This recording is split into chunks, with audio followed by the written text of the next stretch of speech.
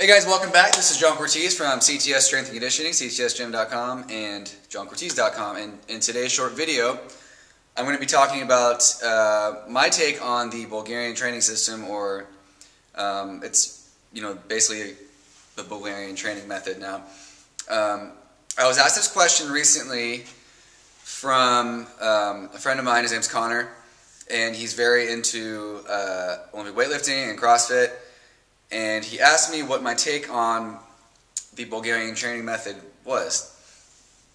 Now, there's a couple things you need to understand. Number one, I've never done that type of training, and we'll go over what it is in a second. So I can't really comment on something I've never done before or tried.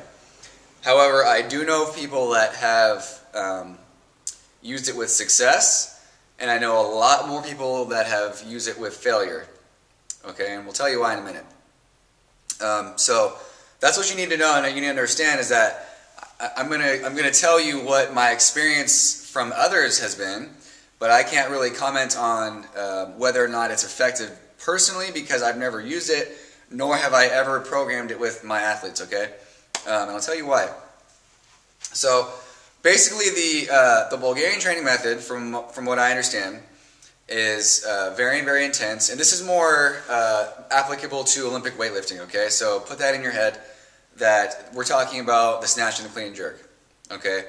And essentially, the Bulgarian training method, Abjayev would take his lifters, a very, very famous weightlifting coach, up to a heavy single in the snatch and clean and jerk almost daily. And now, again, it's probably not as accurate as how I'm portraying it. You can look this up on your own if you like, but essentially it takes a lot of mental toughness and a lot of time. And for the average person, they're not going to have the time to devote the number of training sessions per week that the Bulgarian training method calls for. In a classic Bulgarian training method, these lifters were training up to 12 sessions a week. That's a lot.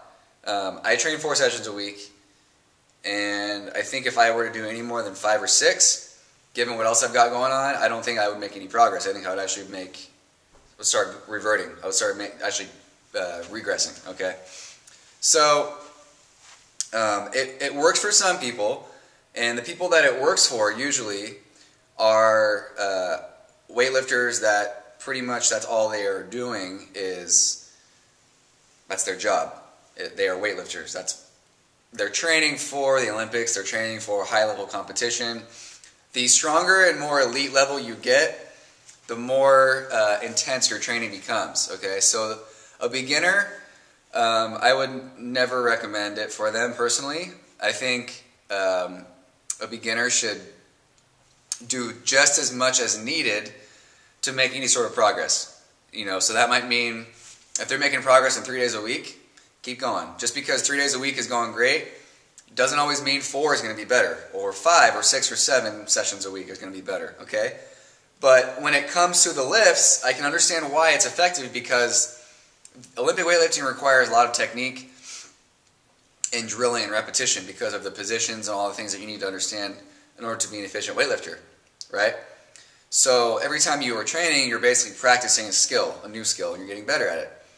At the same time, if somebody's got a full-time job, or they've got kids, or they've got, like myself, I got my own business I got to run. I've got, a wife in a few days that, we've got a dog, we've got all sorts of other stuff. I'm coaching in addition to training, so it's like I would not have the time. There's no way. There's just absolutely no way for me personally. And I'm almost going to be 28 here in a few months. At this point in my life, I don't see the need for it personally. I'm training 4 days a week, like I said, and I'm making progress. I'm considering adding in a 5th day, just because I feel like I think I could benefit from an extra training session strictly for technique purposes. Okay.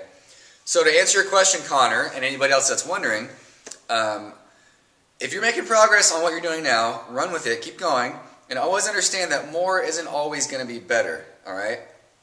If you're a student, if you've got a job, you've got to understand that sometimes you're not going to be able to recover as quickly as someone who has, you know, the benefit of they're an athlete and they don't have to worry about much else, right?